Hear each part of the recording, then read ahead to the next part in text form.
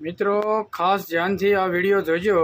તમારા માટે છે કે માર્કેટની અંદર તમને ઘણી બધી વસ્તુ, કોઈ પણ વસ્તુ ખરીદવા જાઓ તેમાં તમને રીલ્સની અંદર ફ્રી કહેવામાં આવે છે કે આ વસ્તુ ફ્રી છે, ઓલી વસ્તુ ફ્રી છે, આ વસ્તુ ફ્રી છે. કોઈ પણ XYZની આઇટમની વાત કરું છું હું, કોઈ એક વસ્તુની વાત નથી કરતો. તો એટલું એક વિચારો કે કોઈ પણ વસ્તુ તમને ફ્રી જે આપે છે તે ફ્રી વસ્તુ કોઈ પણ વસ્તુ માર્કેટની અંદર ફ્રી મળતી નથી. એના પૈસા લાગે છે, બરાબર છે. અને એ પૈસા તમે કોઈ પણ આઇટમ જે લ્યો છો એની અંદર ઇન્ક્લુડ જ હોય છે પૈસા. એ પૈસાની સાથે જ તમને આ વસ્તુ મળે છે. કોઈ વસ્તુ ઘરની કોઈ તમને ફ્રી આપતું નથી, એટલું યાદ રાખજો.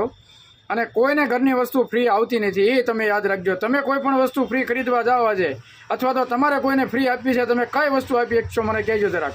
તમે ગ્રાહક જાણો છો બધું, અને તમને બધી ખબર પણ પડે છે. એટલે તમે કોઈ પણ વસ્તુ ખરીદતા પહેલાં ચેતવજો.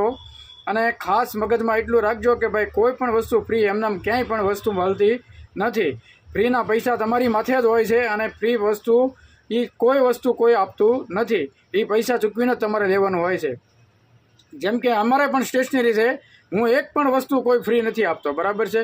તમારે અમારી પાસેથી 200 પેજના ચોપડા જોતા હોય તો 420 રૂપિયાના ડઝન તમને મળી જશે. જેમ કે 35 રૂપિયાનો તમને ચોપડો પડશે. અને કંપનીના કોઈ પણ ચોપડા તમારે લેવા હોય તો 480 રૂપિયાના ડઝન પડશે, બરાબર છે.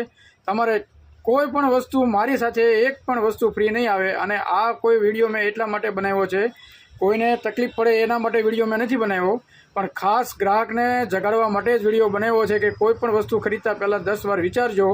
અને જે કાંઈ વસ્તુ તમે ખરીદ્યો છો એ ખરીદીને એ વસ્તુને ભાગાકાર કરીને તમે ચેક કરી લેજો કે તમને એક ચોપડો કેટલામાં પડે છે. અને એની હારે સરખામણી કરી અને પછી જ વસ્તુ તમે ખરીદજો.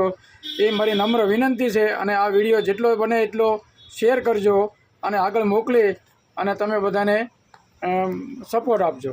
જય હિન્દ.